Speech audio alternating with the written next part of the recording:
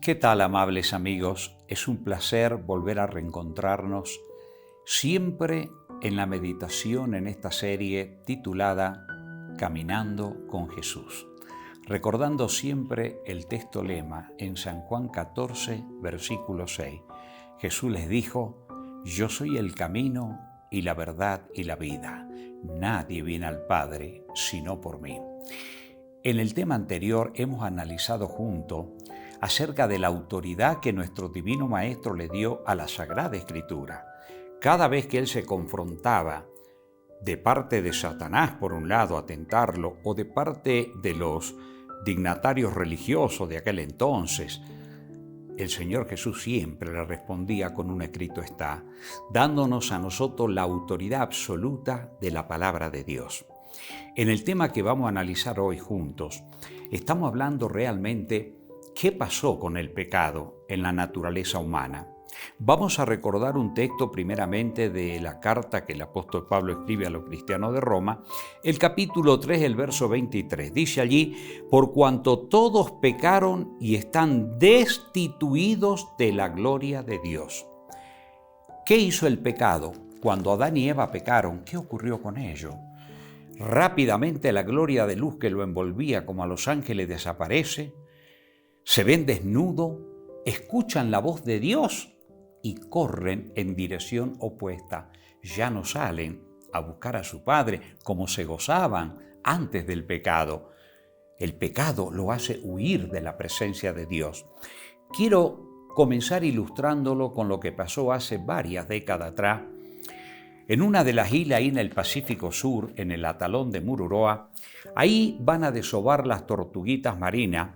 Y ustedes vieron cómo al nacer comienzan su carrera migratoria hacia el mar. Algunas son comidas por las gaviotas, otras logran, ¿verdad?, la supervivencia y así llegan a existir. Pero en este lugar ocurría un fenómeno que sorprendió fuertemente a un gran número de hombres de ciencia, antropólogos. Las tortuguitas, al nacer, en vez de prender el camino hacia el mar, hacían un giro de 180 grados y se dirigían hacia el centro de la isla, produciendo un suicidio colectivo. ¿Qué ocurría? Al hacer el análisis, aquellos hombres se dieron cuenta que ese ambiente estaba lleno de la radioactividad de los experimentos nucleares llevados a cabo por americanos, por franceses, por ingleses, y ese elemento había dado vuelta el código genético de aquellos animalitos, o sea que en vez de buscar la vida buscaban la muerte. Amigos, el pecado hizo exactamente lo mismo con nosotros. Cuando nosotros vamos a la Sagrada Escritura, por ejemplo, acá en el mismo capítulo 3 de la carta a los Romanos, el verso 9 en adelante, el apóstol Pablo escribiendo dice: ¿qué pues? ¿Somos nosotros mejores que ellos? En ninguna manera, pues ya hemos acusado a judíos y a gentiles que todos están bajo pecado. Como está escrito, no hay justo ni aun uno, no hay quien entienda, no hay quien busque a Dios. Todos se desviaron a una, se hicieron inútiles. No hay quien haga lo bueno, no hay ni siquiera uno. ¡Qué tremendo! Es decir, por naturaleza, como el pecado nos destituyó, nosotros nacemos no con la propensión a buscar a Dios. Enseguida vamos a ver por qué es que sentimos el deseo de Dios, por qué nuestra mente se abre hacia el origen de nuestra existencia y valoramos y apreciamos y reconocemos que Dios es nuestro Padre y toda la gloriosa verdad que en este caso la condensa el sagrado libro sobre nuestro origen, la caída, el pecado, la restauración que Dios hace a través del maravilloso plan de redención. Pero mis amados queridos, fíjense en que lo que está escribiendo acá, inspirado desde luego por el Espíritu de Dios el apóstol San Pablo, eso también está registrado en la carta, digamos, en los Salmos, por ejemplo. Si nosotros vamos, en este caso, al Salmo 14, versículos 2 al 3, allí nosotros encontramos la siguiente declaración también. Jehová miró desde los cielos sobre los hijos de los hombres, para ver si había alguno entendido que buscara a Dios. Todos se desviaron a una, se han corrompido. No hay quien haga lo bueno, no hay ni siquiera uno. Fíjense, ya los profetas explicaban exactamente lo mismo. Lo mismo lo dice allí también el capítulo 53, el verso 2 y 3. Dios desde los cielos miró sobre los hijos de los hombres para ver si había algún entendido que buscara a Dios. Cada uno se había vuelto atrás, todos se habían corrompido. No hay quien haga lo bueno, no hay ni siquiera uno. Noten, el Espíritu de Dios inspira a los profetas, el Espíritu de Dios inspira a los apóstoles y todos convergen exactamente en lo mismo. Por ejemplo, la gente dice, bueno, nosotros nacemos con las propensiones al bien y nacemos con las propensiones al mal. No, nosotros no nacemos así. ¿Qué dice la Biblia cómo nacemos? Acá en el mismo Salmo 51, el verso 5 dice: «He aquí que en maldad he sido formado y en pecado me concibió mi madre». Todos nacemos en el camino ancho, todos nacemos inclinados y con propensiones no a lo bueno, sino a lo malo. ¡Qué tremendo! Pero lógicamente que alguien se pregunta, bueno, pero es que de repente empezamos a crecer y vemos niñitos que hacen cosas buenas y vemos personas que también, y claro, correcto, pero vamos a ver ahora por qué. Lo que queremos analizar en este tema es que por naturaleza nosotros no tenemos esa propensión.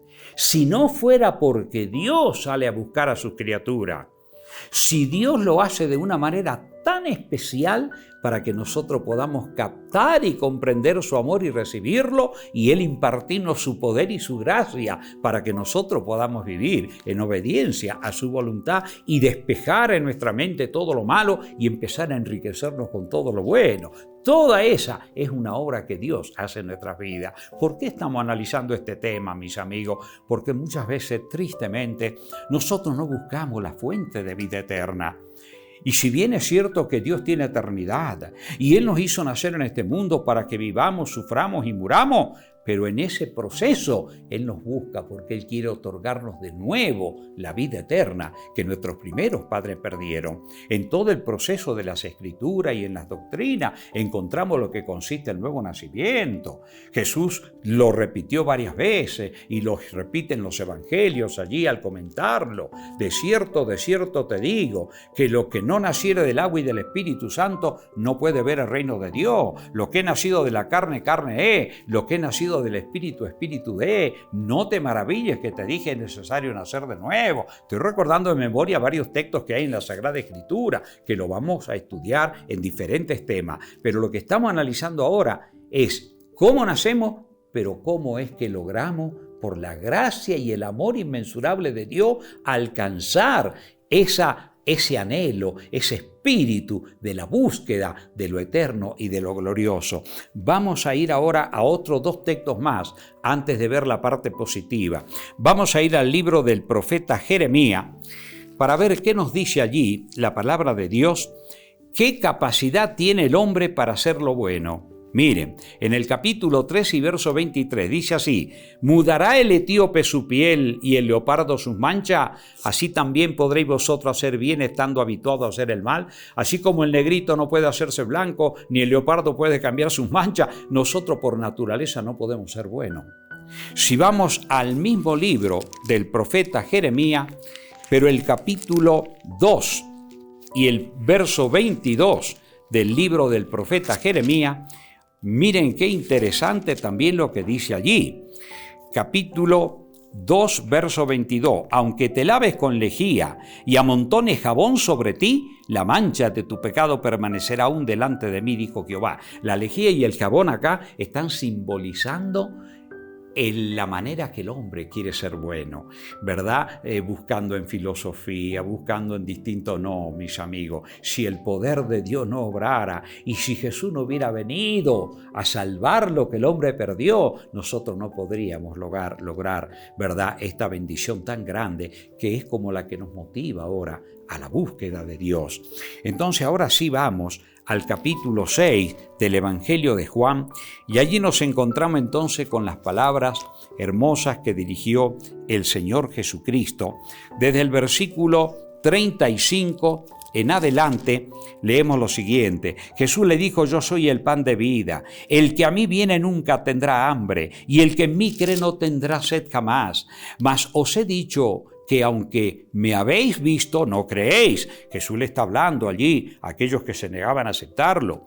Todo lo que el Padre me da vendrá a mí, y al que a mí viene, no le echo fuera. Noten, el Espíritu de Dios nos guía. Dios trabaja con una sensibilidad tan grande sin tocar, escuchen bien, nuestro libre albedrío, porque Dios no nos obliga ni nos coerciona. Dios nos llama con amor y con bondad. Jesús sigue diciendo acá: porque he descendido del cielo no para hacer mi voluntad, sino la voluntad del que me envió. Y esta es la voluntad del Padre, el que me envió, que de todo lo que me diere no pierda yo nada, sino que lo resucite en el día postrero. ¡Qué hermoso! Si Dios nos guía hacia Jesús, si Dios nos hace contemplar el sacrificio de Él, si Dios nos hace comprender que el cielo se derramó en ese don maravilloso para que yo alcance la vida eterna, ¿cómo me voy a perder? El Padre no quiere que yo me pierda. Dice el verso 40, y esta es la voluntad del que me ha enviado, que todo aquel que ve al Hijo y cree en Él tenga vida eterna, y yo le resucitaré en el día postrero. ¡Qué hermoso!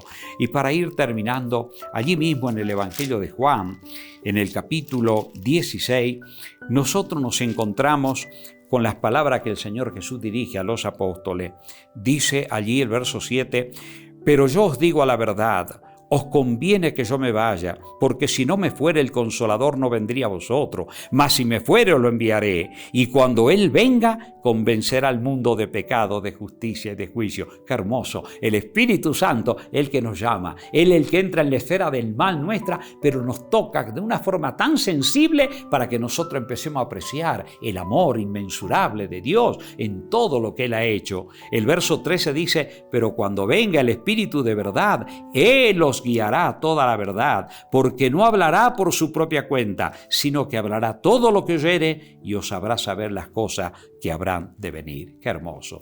Y yo quiero ahora sí terminar con las últimas palabras hermosas que aparecen acá también en la carta del apóstol Pablo a los cristianos de Roma. Allí nos encontramos nosotros con el capítulo 2. Y entonces leemos el versículo 4 en adelante.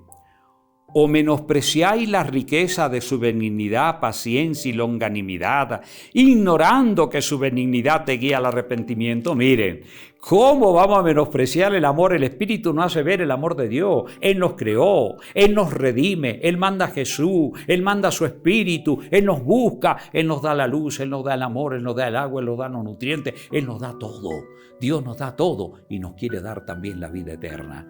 Así que sigue diciendo, pero por tu dureza y por tu corazón no arrepentido, atesoras para ti mismo ira para el día de la ira y de la revelación del justo juicio de Dios, el cual pagará cada uno conforme a sus obras. Vida eterna a los que perseverando en bien hacer buscan gloria, honra e inmortalidad. Sí, amigo. Yo quiero la gloria, la honra, la inmortalidad que Jesús me ofrece. Por eso contemplo su amor, su misericordia y me postro a los pies de Él y le digo, Jesús, he aquí tu Hijo, haz conmigo conforme a tu voluntad. Yo le entrego mi voluntad. La Biblia dice, dame, hijo mío, tu corazón y miren tus ojos por mis caminos. Y entonces el poder de Dios comienza a obrar para que yo logre la victoria sobre el mal. Que Dios te bendiga y que tú también lo logres en el nombre de Jesús. Amén.